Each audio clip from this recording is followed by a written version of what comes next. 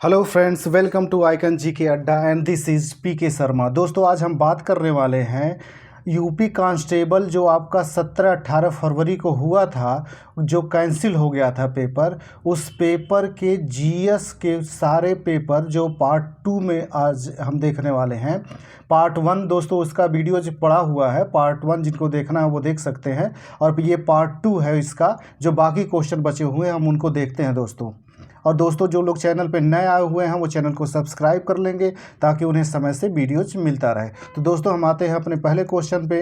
हमारा पहला क्वेश्चन है दोस्तों इसमें, और दोस्तों याद रखिएगा, ये आपका जो पेपर कैंसिल हो गया था उसी के सारे फर्स्ट शिफ्ट और सेकंड शिफ्ट का जो है पेपर हुआ था। उस पेपर में जीके के जितने क्वेश्चन आए हुए थे वो सब आपको यहाँ पे देखने को मिलेंगे, और साथ में व्याख्या के साथ। तो दोस्तों, हमारा पहला क्वेश्चन है, निम्नलिखित में से किस में लैक्टिक एसिड होता है। तो दोस्तों, लैक्टिक एसिड जो होता है ये दही में पाया जाता है। दही में जो है ये लैक्टिक एसिड पाया जाता है इसका। और दोस्तों, पालक में ऑक्जैलिक एसिड पाया जाता है। ऑक्जैलिक एसिड जो होता है दोस्तों, ये ऑक्जैलिक एसिड ये पालक में पाया जाता है। और इमली में दोस्तों टार्टरिक अम्ल पाया जाता है, टार्टरिक एसिड पाया जाता है। और दोस्तों, सिरका को एसिटिक एसिड कहा जाता है। तो दोस्तों, ये जो मैंने बताया व्याख्या, ये व्याख्या याद रखिएगा कि आपका लैक्टिक एसिड जो होता है वो दही में होता है, सिरका को एसिटिक एसिड कहा जाता है, पालक में ऑक्जैलिक एसिड पाया जाता है, और इमली में टार्टरिक अम्ल यानी टार्टरिक एसिड पाया जाता है। अगला क्वेश्चन है दोस्तों हमारा कि 10 जनगणना कराने की जिम्मेदारी निम्नलिखित में से किस मंत्रालय पर है। तो दोस्तों, ये जो 10 की जनगणना होती है हमारी, जो वर्तमान में इस समय 2011 वाली है जनगणना चल रही हो चुकी है, ये काम जो जनगणना का होता है वो गृह मंत्रालय करता है। दोस्तों, इसकी व्याख्या देख लेते हैं हम। भारत में 10 की जनगणना कराने की जिम्मेदारी गृह मंत्रालय के अंतर्गत दोस्तों मूल रूप से गृह मंत्रालय होता है, और गृह मंत्रालय के अंतर्गत रजिस्ट्रार जनरल एवं जनसंख्या आयुक्त कार्यालय जो होता है ये करता है ये काम। और ये आता किसके अंतर्गत है? ये गृह मंत्रालय के अंतर्गत आता है। और ये क्वेश्चन आपका इम्पॉर्टेंट था दोस्तों। ये क्वेश्चन बहुत सारे बच्चे ने गलत कर दिया होगा जिनको नहीं पता रहा होगा। अगला है क्वेश्चन, भारत का सबसे बड़ा अंतर विभागीय अभिसरण कार्यक्रम ऑपरेशन कायाकल्प निम्नलिखित में से किस राज्य की सरकार द्वारा शुरू किया गया था। तो ये जो ऑपरेशन कायाकल्प था ये कार्यक्रम उत्तर प्रदेश ने शुरू किया था। दोस्तों, एक चीज़ याद रखिएगा, आपके यूपी कांस्टेबल के एग्ज़ाम में करंट से कम 7 से 8 क्वेश्चन आ रहे हैं, और ये जो 7-8 क्वेश्चन है काफ़ी पॉपुलर क्वेश्चन इसमें आ रहे हैं। तो करंट को अच्छे से पढ़ करके जाइएगा इस बार। अगला दोस्तों, भारत में राष्ट्रव्यापी जीएसटी का विचार सबसे पहले निम्नलिखित में से किसके द्वारा प्रस्तावित किया गया था। तो पहली बार जीएसटी का विचार जो लाया था ये केलकर टास्क फोर्स जो गठित की गई थी वो आई थी। और ये केलकर टास्क फोर्स जो थी ये 2000 में, वर्ष 2000 में गठित की गई थी। और एक चीज़ याद रखिएगा दोस्तों, ये सबसे इम्पॉर्टेंट डेट है इसका कि जीएसटी पूरे देश में 1 जुलाई 2017 से लागू की गई थी। तो 1 जुलाई 2017, और ये वनडे के कई एग्जामों में पूछा जा चुका है कि देश में पहली बार जीएसटी पूरे देश में लागू की गई थी। तो देश में जीएसटी पूरे देश में लागू की गई थी कब? 1 जुलाई 2017 को। ये इम्पॉर्टेंट डेट है दोस्तों, क्योंकि जीएसटी आपके सिलेबस में भी डाला गया है, इसलिए जीएसटी से क्वेश्चन हमेशा बन रहे हैं, और आगे आपका जो री एग्ज़ाम होगा उसमें भी बनेंगे। तो जीएसटी कब लागू हुआ था इसको याद रखिएगा। अगला है दोस्तों, भारत का निम्नलिखित में से कौन सा पड़ोसी देश भारत के साथ भूमि सीमा साझा नहीं करता। तो ये जो क्वेश्चन है दोस्तों इसको अच्छे से समझने की ज़रूरत है। कह रहा कि भूमि सीमा साझा नहीं करता, यानी कि भूमि जो है इसकी स्थलीय सीमा उस देश से लगी हुई नहीं है। तो मालदीव जो है इसकी सीमा जो है भारत से स्थल भाग से जुड़ी हुई नहीं है। आप अगर भारत का देखेंगे दोस्तों तो मालदीव जो पड़ेगा ये यहाँ पे पड़ता है, और ये समुद्री क्षेत्र से जुड़ा हुआ है। ये जो इस इलाका है ये समुद्री क्षेत्र है, और मालदीव यहाँ पे है। तो दोस्तों याद रखिएगा कि बाकी जो है म्यांमार जो है, नेपाल जो है, भूटान जो है, ये स्थलीय भाग से जुड़े हुए हैं। बाकी मालदीव जो है ये जलीय क्षेत्र से जुड़ा हुआ इलाका है, न कि स्थलीय क्षेत्र से। तो क्वेश्चन को ध्यान से देखिएगा वरना गलत कर देंगे। अगला है दोस्तों, संयुक्त राज्य अमेरिका में स्थित ग्रैंड कैनियन निम्नलिखित में से किस नदी द्वारा निर्मित किया गया है? तो ग्रैंड कैनियन जो है ये एक खड्ड होता है। ग्रैंड कैनियन जो होता है ये कोलोराडो नदी, अमेरिका की यूएसए की जो कोलोराडो नदी है उस कोलोराडो नदी द्वारा ग्रैंड कैनियन का निर्माण किया गया है। अगला है दोस्तों, उन गीतों के नाम बताइए जो राधा और कृष्ण के दिव्य प्रेम का गुणगान करते हैं और विशेष रूप से ब्रज में लोकप्रिय हैं। दोस्तों ये क्वेश्चन जो था ये बहुत ही इम्पोर्टेंट था, क्योंकि ये क्वेश्चन खास करके कई एग्जाम में पूछा गया है। जो राधा कृष्ण के दिव्य प्रेम का गुणगान करता है उस गीत का, तो दोस्तों ये रसिया है। रसिया जो है दोस्तों ये ब्रज क्षेत्र का लोकप्रिय गीत है जिसमें राधा और कृष्ण के दिव्य प्रेम का गुणगान किया जाता है। और इसमें बाकी देख लेते हैं, ये ख्याल जो है दोस्तों, ये ख्याल जो है अवध क्षेत्र में, अवध क्षेत्र खास करके ये लखनऊ फैजाबाद इस इलाके में होता है। चरकुला जो नृत्य है, चरकुला जो नृत्य है ये ब्रज क्षेत्र में किया जाता है दोस्तों, ये भी पूछता है। और आपका जो कजरी है ये पूर्वांचल में है, और पूर्वांचल में खास करके मिर्ज़ापुर और सोनभद्र में चलता है। तो दोस्तों इसको याद रखिएगा, और ये इम्पॉर्टेंट है, इसमें जितने भी ऑप्शन दिए गए हैं दोस्तों सब इम्पॉर्टेंट है। आपके आगे जो री एग्ज़ाम होगा हो सकता है उसमें यहाँ से क्वेश्चन बन जाए। तो मैंने कहा ख्याल जो है ये अवध क्षेत्र में है, चरकुला जो है ये ब्रज क्षेत्र में है, कजरी जो है ये पूर्वांचल वाले क्षेत्र में होता है, खासकर मिर्ज़ापुर और सोनभद्र में होता है। अगला क्वेश्चन है दोस्तों हमारा, वस्त्र मंत्रालय ने निम्नलिखित में से किसका उत्पादन करने वाले किसानों की सुविधा के लिए पाटो मित्र एप्लीकेशन लॉन्च किया है? तो पाटो मित्र एप्लीकेशन जो है ये जूट पटसन के लिए लॉन्च किया गया है कि किसानों की सुविधा हो सके। जूट और पटसन उत्पादन से संबंधित जानकारी देने के लिए जूट पटसन का उत्पादन करने, इसमें पाट शब्द जो है ये पटसन से संबंधित है। अगला है क्वेश्चन दोस्तों, निम्नलिखित में से किसने संविधान के प्रत्येक पृष्ठ के किनारों को डिजाइन किया था और इससे कलाकृतियों से सजाया था? ये दोस्तों श्री नंदलाल बोस जी थे जिन्होंने ये काम किया था। जो संविधान है, संविधान के साइड में जो बॉर्डर बना हुआ है, ये बॉर्डर बनाने का काम इन्हीं का था, सजाने का काम ये इन्होंने किया था, नंदलाल बोस ने। अगला है दोस्तों, इसमें हाल ही में विश्व के निम्नलिखित किस देश में तमिल कवि और दार्शनिक थिरुवल्लुवर की प्रतिमा का अनावरण किया गया है? ये फ्रांस में किया गया था दोस्तों, और ये इंपॉर्टेंट आपका करेंट का क्वेश्चन था। तो दोस्तों इस तरह की जितनी घटनाएं होंगी, खास करके किसी महान व्यक्ति की मूर्ति किसी दूसरे देश में लगाई जाती है, तो जैसे कि अभी कुछ दिनों पहले अमेरिका में लगाई गई थी अंबेडकर जी की मूर्ति, इसी तरह से और भी मूर्तियाँ जो है विदेशों में लगाई जाती है, जैसे गांधी जी की कई मूर्तियाँ यहाँ लगाई गई हैं। तो ये सब अच्छे से तैयार करके जाइएगा दोस्तों। हिस्ट्री का अगला क्वेश्चन है हमारा कि प्रभावती गुप्त साम्राज्य के निम्नलिखित में से किस शासक की बेटी थी? तो प्रभावती गुप्त जो थी ये चंद्रगुप्त द्वितीय की बेटी थी, और इसकी जानकारी हमें पूना ताम्रपत्र अभिलेख से प्राप्त होता है कि चंद्रगुप्त द्वितीय की पुत्री जो थी वो प्रभावती गुप्ता थी, और यही चंद्रगुप्त द्वितीय है जिसने विक्रमादित्य की उपाधि धारण किया था। विक्रमादित्य, तो याद रखिएगा क्वेश्चन एक ये भी आता है कि किस गुप्त वंश के शासक ने विक्रमादित्य की उपाधि धारण किया था? तो वो चंद्रगुप्त द्वितीय था, चंद्रगुप्त द्वितीय था। अगला क्वेश्चन है दोस्तों, ऐसी अर्थव्यवस्था जिसमें निजी और सरकार दोनों हो निम्नलिखित में से क्या कहलाती है? दोस्तों इसी क्वेश्चन को घुमा करके पूछता है कि जिसमें निजी क्षेत्र और साथ में सार्वजनिक क्षेत्र दोनों साथ में मिलकर के काम करते हैं, उस क्षेत्र को क्या कहा जाता है, उस अर्थव्यवस्था को क्या कहा जाता है? उसे मिश्रित अर्थव्यवस्था कहा जाता है। और एक क्वेश्चन ये भी बनता है कि भारत की अर्थव्यवस्था किस प्रकार की है? तो भारत की जो अर्थव्यवस्था है वो भी मिश्रित प्रकार की है। यहाँ पे हमारे वहाँ निजी क्षेत्र और सार्वजनिक क्षेत्र दोनों का मिला रूप काम करता है अर्थव्यवस्था में। भारतीय राष्ट्रीय आंदोलन की निम्नलिखित में से किस घटना के बाद रविंद्रनाथ टैगोर ने अपना दर्द और गुस्सा व्यक्त किया था और अपनी नाइटहुड का त्याग कर दिया था?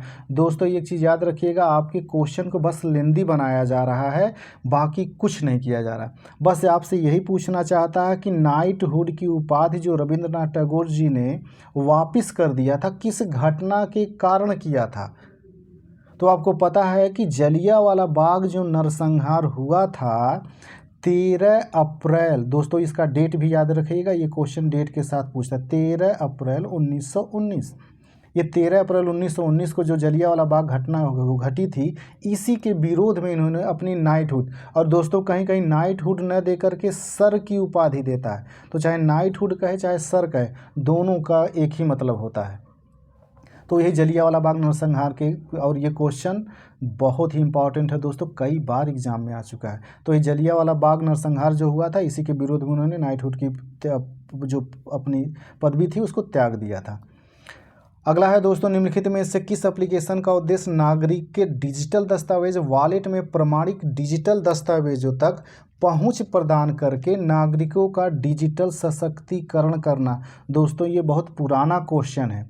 डिजी लॉकर जो आया था वो यही था कि आप यहाँ पे अपने जो भी डॉक्यूमेंट्स है उसको डिजिटल रूप में रख सकते हैं। तो ये डिजी लॉकर के बारे में ही क्वेश्चन है।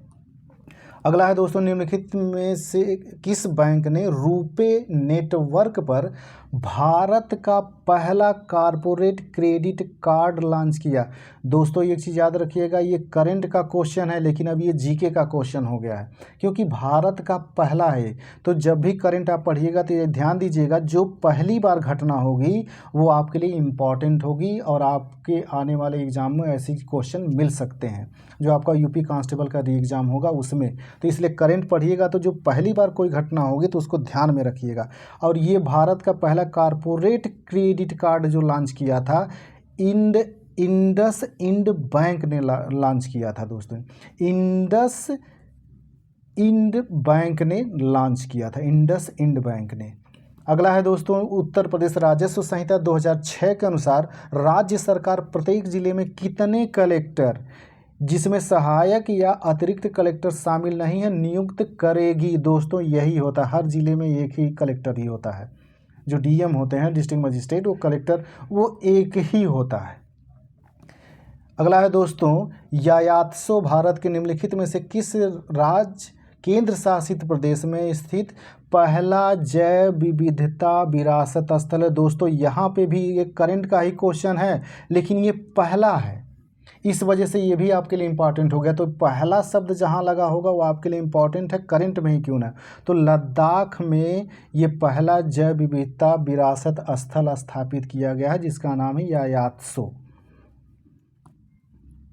अगला है दोस्तों, निम्नलिखित में से कौन सी एक व्यापक और दूरदर्शी पहल है जिसका उद्देश्य उत्तर प्रदेश राज्य में महिलाओं को सुरक्षा, सलामती और आत्मनिर्भरता के लिए सशक्त बनाना है? तो ये मिशन शक्ति था दोस्तों, ये मिशन शक्ति था जो महिलाओं को सशक्त बनाने के लिए उत्तर प्रदेश सरकार ने लॉन्च किया था। अगला है दोस्तों, उत्तर प्रदेश की राज्य सीमा निम्नलिखित में से किस राज्य की सीमा को नहीं छूती है? तो दोस्तों तेलंगाना जो है, तेलंगाना की सीमा को नहीं छूती है, बाकी बिहार, उत्तराखंड, हरियाणा, इनसे उत्तर प्रदेश की सीमा लगी हुई है। तो याद रखिएगा, टोटल 8 राज्य हैं, 8 राज्य हैं जिनसे उत्तर प्रदेश की सीमा लगी हुई है। उत्तर प्रदेश की सीमा जो है 8 राज्यों से लगी हुई है। तो दोस्तों याद रखिएगा, इसमें उत्तराखंड है, हरियाणा है, मध्य प्रदेश है, छत्तीसगढ़ है, बिहार है, झारखंड है, और उधर हिमाचल प्रदेश वो भी टच करता है। तो दोस्तों ये याद रखिएगा। और संघ शासित प्रदेश एक दिल्ली। तो एक बार क्वेश्चन ये भी बन गया था, किस संघ शासित प्रदेश की सीमा उत्तर प्रदेश से लगती है? तो दोस्तों याद रखिएगा, दिल्ली यानी दिल्ली की संघ शासित प्रदेश की सीमा उत्तर प्रदेश से टच करती है। और दोस्तों इस तरह के क्वेश्चन जो है यूपी स्पेशल से संबंधित हमारे पहले से वीडियोज पड़े होंगे, GK UP GK practice set के तौर पर, आप उन्हें देख लेंगे तो ये सब जितने क्वेश्चन हैं आपके गलत ही नहीं होंगे, सब सही हो जाएंगे। और दोस्तों फिर मैं कह रहा हूं कि जो लोग चैनल पे नए आए हुए हैं, चैनल को सब्सक्राइब कर लें ताकि उन्हें समय पर वीडियोज़ मिलता रहे और इसी तरह के आपको क्वेश्चन जैसे आपके एग्ज़ाम में दिखते हैं उसी तरह की वीडियोज़ आपको आइकन जीके अड्डा टीम पे मिलती रहेगी। अगला है दोस्तों, भारतीय संविधान के अनुसार अनुच्छेद 14 से 18 निम्नलिखित में से किस अधिकार से संबंधित है? तो अनुच्छेद 14 से जो 18 है ये समता का अधिकार यानी कि समानता का जो अधिकार है उससे संबंधित है। 14 से 18 दोस्तों ये वेरी इंपॉर्टेंट क्वेश्चन है, इसको रट्टा मार जाइएगा। और 14 से 18 जितने हैं, जैसे 14 से 18 में जो जो चीज़ दिए गए हैं उन सब के बारे में यहाँ पे याद रखिएगा। संवैधानिक उपचारों का जो अधिकार है ये अनुच्छेद 32 में कहा दिया गया है। अनुच्छेद 32 शोषण के विरुद्ध अधिकार जो है ये अनुच्छेद 23 और 24 में दिया गया है। और धर्म की जो स्वतंत्रता है दोस्तों ये 25 से 28 है। दोस्तों ये तीनों जो मैंने बताया याद रखिएगा कि संवैधानिक उपचारों का अधिकार अनुच्छेद 32 से संबंधित है। ये संवैधानिक उपचारों का जो अधिकार है दोस्तों इस 14 से 18 का जो है आंसर तो समता का अधिकार है। ये बाकी जो ऑप्शन दिएगा मैं उनकी व्याख्या बता रहा हूँ। तो संवैधानिक उपचारों का जो अधिकार है ये अनुच्छेद 32 से संबंधित है। शोषण के विरुद्ध जो अधिकार है दोस्तों ये शोषण के विरुद्ध जो है ये अनुच्छेद 23 और 24 में है। धर्म की स्वतंत्रता जो है दोस्तों ये 25 से 28 में दी गई है। दोस्तों इसकी व्याख्या हम देख लेते हैं कि भारतीय संविधान का भाग 3 दोस्तों ये भी कई बार क्वेश्चन बन चुका है कि आपका जो मौलिक अधिकार दिया गया है, मौलिक अधिकार का प्रावधान संविधान के किस भाग में किया गया है? तो ये भाग 3 में है और ये अनुच्छेद 12 से 35 तक है। दोस्तों याद रखिएगा 12 से 35 तक भाग 3 में मौलिक अधिकारों का प्रावधान किया गया है। तो संविधान का भाग 3 अनुच्छेद 12 से 35 मूल अधिकारों से संबंधित है, जिसमें अनुच्छेद 14 से 18 समता के अधिकारों से संबंधित है। बाकी 14 से 18 में इसको देख लेते हैं। अनुच्छेद 14 क्या कहता है कि विधि के समक्ष समता और कानूनों का समान संरक्षण इससे संबंधित है। अनुच्छेद 15 निश्चित आधारों पे भेदभाव का निषेध। अनुच्छेद 16 लोक सेवाओं में अवसर की समानता। अनुच्छेद 17 जो सबसे इम्पोर्टेंट है दोस्तों, ये कई बार आपके एग्जाम में पूछा है, अस्पृश्यता का अंत। क्वेश्चन आपका बना था ये कि अस्पृश्यता का अंत संविधान के अनुच्छेद किस अनुच्छेद में दिया गया है? तो वो अनुच्छेद 17 में है। इसी तरह से अनुच्छेद 18 जो है उपाधियों का अंत, ये भी क्वेश्चन आ चुका है दोस्तों। तो इसमें आपका 17 और 18 इंपॉर्टेंट है, जिसमें से मोस्ट इंपॉर्टेंट आपका अनुच्छेद 17 है। इसको रट्टा मार जाइएगा दोस्तों। अगला है दोस्तों, सोल्जरिंग विद डिग्निटी निम्नलिखित में से किस दिग्गज भारतीय सैन्य अधिकारी पर लिखा गया उपन्यास है? तो ये फील्ड मार्शल जो हमारे पहले भारत के पहले फील्ड मार्शल जो थे सैम मानेकशॉ, उन्हीं पर लिखी गई पुस्तक है। दोस्तों आइकन जी के अड्डा पे जितनी भी किताबें इंपॉर्टेंट हैं इनसे रिलेटेड आपको वीडियोज़ मिल जाएंगे। तो दोस्तों चैनल को सब्सक्राइब कर लीजिए ताकि इस तरह के आपको वीडियोज़ मिल जाएं और आपके क्वेश्चन गलत ना हो। अगला है दोस्तों, कारपोरेट्स को राष्ट्रीय विकास में प्रभावी योगदानकर्ता बनाने के लिए नियामक और प्रशासनिक ढांचे की जिम्मेदारी भारत के निम्नलिखित में से किस मंत्रालय के अंतर्गत आती है? तो याद रखना दोस्तों, कारपोरेट को जो राष्ट्रीय विकास में प्रभावी योगदान बनाने के लिए जो इसकी जिम्मेदारी दी गई है ये कारपोरेट मामलों का मंत्रालय जो है इसको दी गई है। और दोस्तों ये क्वेश्चन टफ हो गया था और बहुत सारे बच्चों ने गलत कर दिया था, इसलिए इस तरह की जैसे भी क्वेश्चन होंगे दोस्तों आइकन जी के अड्डा पे आपको मिल जाएंगे, इसलिए घबराने की ज़रूरत नहीं है। तो दोस्तों चैनल को सब्सक्राइब कर लीजिए।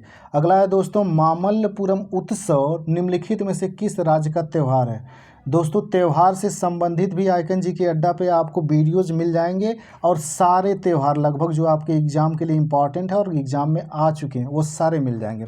तो मामल्लपुरम जो उत्सव है ये तमिलनाडु राज्य में मनाया जाता है। मामल्लपुरम उत्सव जो है ये तमिलनाडु राज्य में मनाया जाता है। और ये मामल्लपुरम उत्सव जो है ये मामल्लपुरम स्थान है जहाँ पे पल्लव शासकों ने कई मंदिरों का निर्माण किया है। तो ये मामल्लपुरम में जो मंदिरों का निर्माण किया है ये पल्लव शासकों ने कराया है और यहीं पे मामल्लपुरम उत्सव मनाया जाता है तमिलनाडु में। अगला है दोस्तों, निम्नलिखित में से कौन सा व्यय केंद्र सरकार की भौतिक या वित्तीय संपत्तियों के निर्माण के अलावा अन्य उद्देश्य के लिए किया जाता है? तो दोस्तों जो व्यय वित्तीय संपत्तियों के निर्माण के अलावा होता है उसे राजस्व व्यय कहा जाता है। और जिस व्यय से परिसंपत्तियों का निर्माण होता है उसे पूंजीगत व्यय कहा जाता है। क्या कहा जाता है? पूंजीगत व्यय या पूंजी व्यय, पूंजीगत व्यय। तो ये पूंजीगत व्यय के अलावा जो होता है उसको राजस्व व्यय कहा जाता है। इससे पूंजी का निर्माण नहीं होता है। ये क्वेश्चन बस कुछ नहीं, आपसे इतना ही जानना चाहता है किसे पूंजी निर्माण कहते हैं, किसे राजस्व व्यय कहते हैं, किसे पूंजी व्यय कहते हैं। तो पूंजीगत व्यय होता है जहाँ परिसंपत्ति का निर्माण हो, और जहाँ परिसंपत्ति का निर्माण नहीं होता इसके अलावा जो खर्च होते हैं उसे राजस्व व्यय कहा जाता है। अगला है दोस्तों, निम्नलिखित में से कौन उत्तर प्रदेश के जिलों में सर्वोच्च रैंकिंग वाले पुलिस अधिकारी हैं? ये कह रहा है जिले में सर्वोच्च रैंकिंग वाला जो पुलिस अधिकारी होता है वो एसपी होता है दोस्तों, सुपरिटेंडेंट ऑफ पुलिस, जिसे पुलिस अधीक्षक कहा जाता है, वही तो जिले का सबसे बड़ा पुलिस अधिकारी होता है। अब पूरे उत्तर प्रदेश की बात अगर की जाएगी तो उत्तर प्रदेश का पुलिस का सबसे बड़ा जो अधिकारी होता है वो डीजीपी होता है, director general of police, DGP. और दोस्तों पुलिस विभाग से रिलेटेड जितने भी क्वेश्चन बन सकते हैं उसका वीडियो हमारा पहले से पड़ा हुआ है, अगर आप जा कर के उसको देख लेंगे तो ये सब जितने भी क्वेश्चन हैं ये सब गलत नहीं होंगे आपको। कि बड़ा अधिकारी कौन होता है, छोटा अधिकारी हो गया, कितने पुलिस थाने हैं, बाकी और भी पुलिस से रिलेटेड जो भी क्वेश्चन है दोस्तों सब वहाँ पे पड़े हुए हैं, आप देख लीजिए और चैनल को सब्सक्राइब कर लीजिए। अगला है दोस्तों, निम्नलिखित में से कौन सी फसल खरीफ की फसल नहीं है?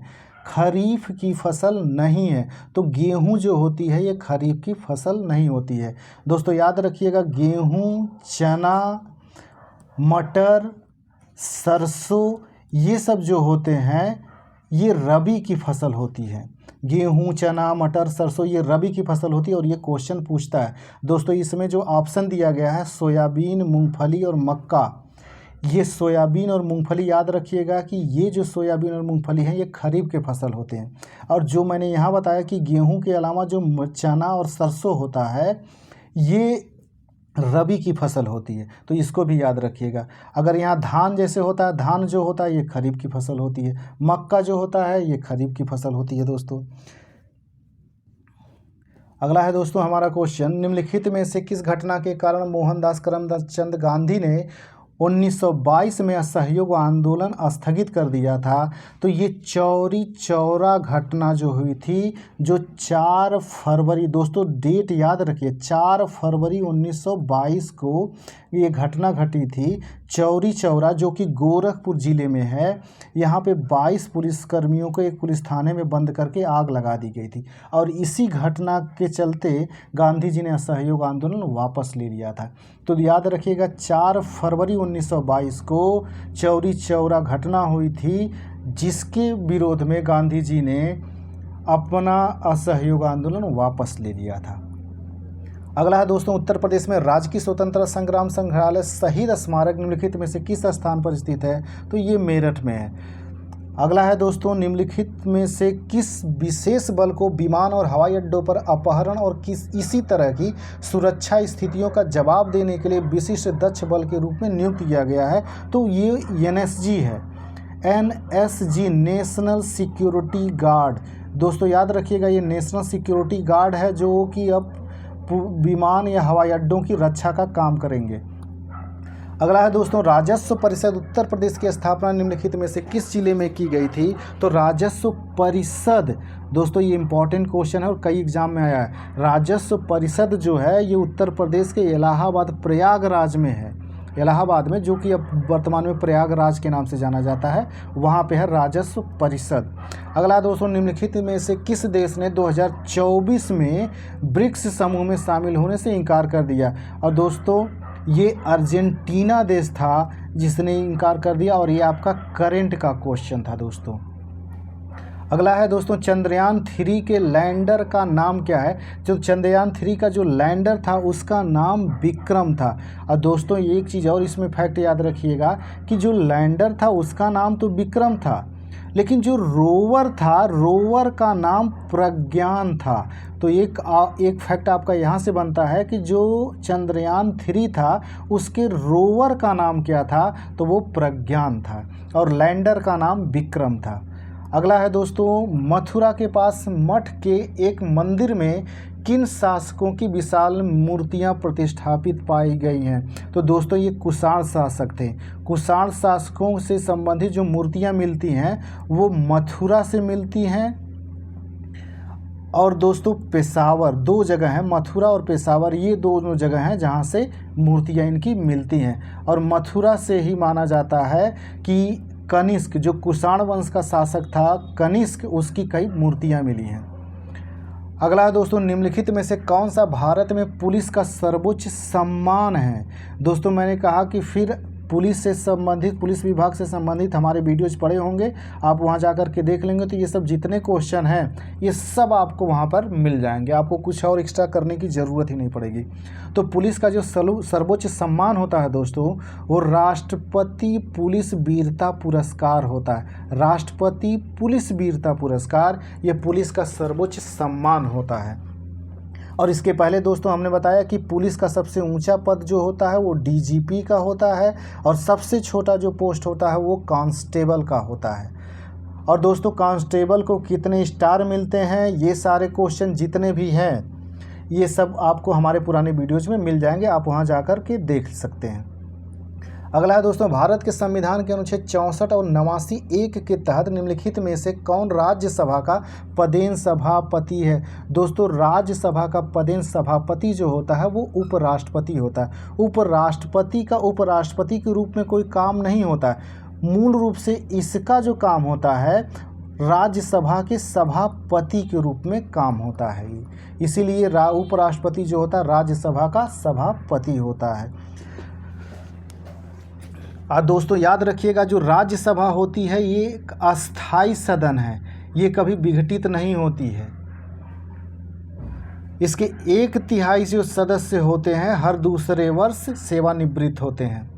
अगला है दोस्तों, निम्नलिखित में से कौन सा दिन भारत में राष्ट्रीय युवा दिवस के रूप में मनाया जाता है? तो राष्ट्रीय युवा दिवस के रूप में 12 जनवरी को मनाया जाता है, और ये विवेकानंद, स्वामी विवेकानंद की जयंती के उपलक्ष्य में मनाया जाता है। दोस्तों ये भी एक बार पूछा गया है कि जो 12 जनवरी को राष्ट्रीय युवा दिवस मनाया जाता है वो किसके सम्मान में मनाया जाता है? तो स्वामी विवेकानंद की जयंती के सम्मान में। अगला है दोस्तों, सरकार का वह खाता जो केवल चालू वित्तीय वर्ष से संबंधित है उसमें शामिल है। तो ये राजस्व बजट जो होता है दोस्तों, ये चालू वर्ष, जो चालू रहता है, जो वर्ष चलता रहता है उससे संबंधित जो होता है वो राजस्व बजट होता है दोस्तों। अगला है दोस्तों, निम्नलिखित में से भारत के किस बंदरगाह को अरब सागर की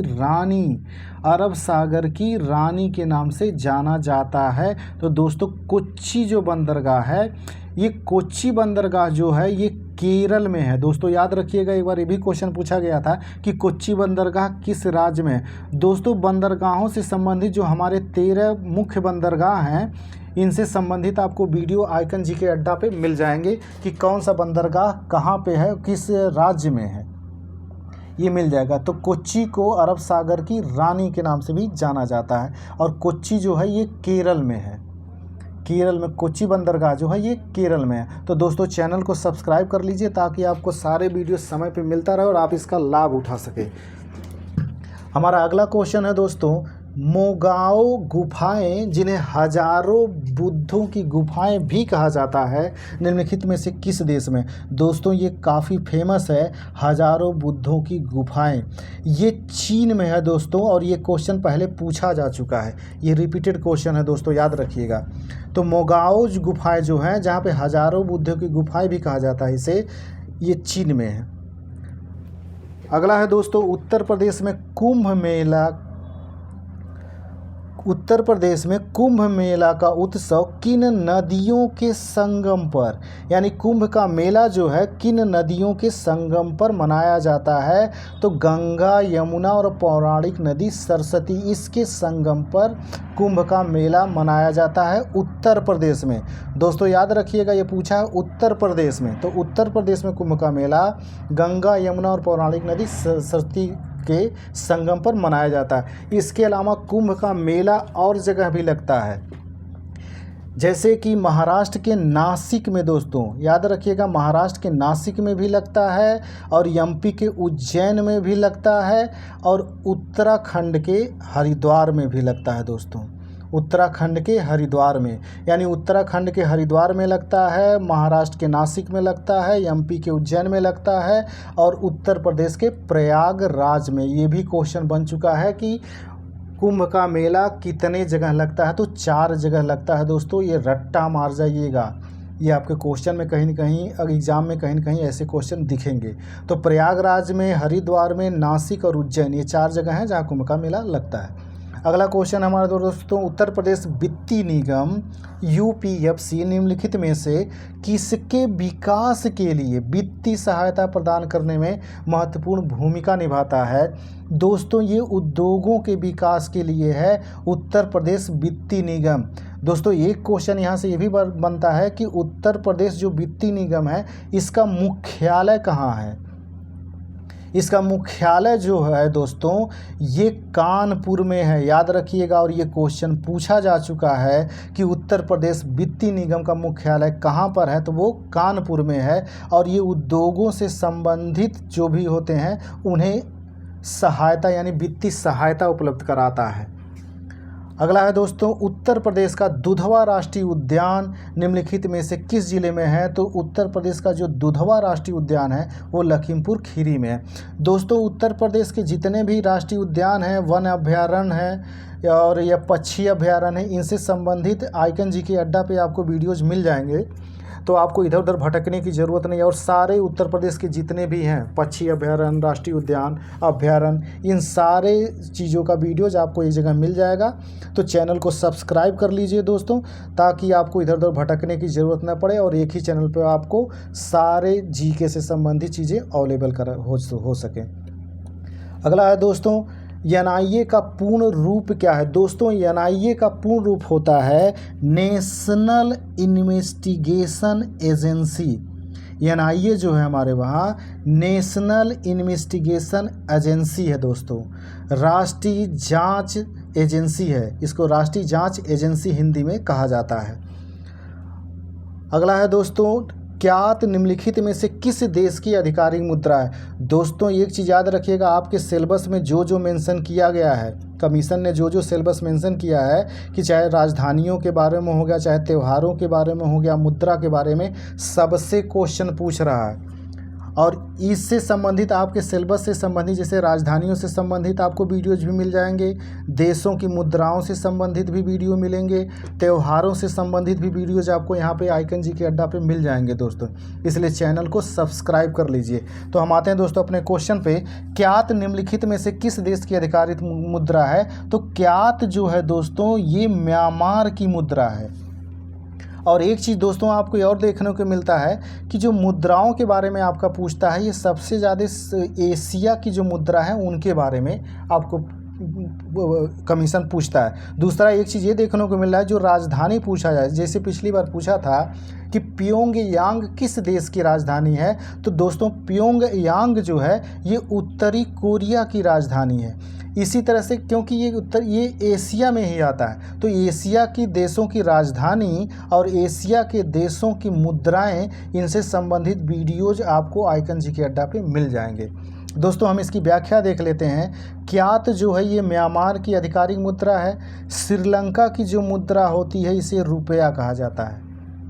अफ़गानिस्तान की जो मुद्रा होती है इसे अफ़गानी कहा जाता है और तुर्की की जो मुद्रा है इसे लीरा कहा जाता है। और दोस्तों याद रखिएगा, ये जो तुर्की की मुद्रा लीरा है, केवल ये लीरा तुर्की की ही मुद्रा नहीं है, इटली की भी जो मुद्रा होती है उसे भी लीरा कहा जाता है।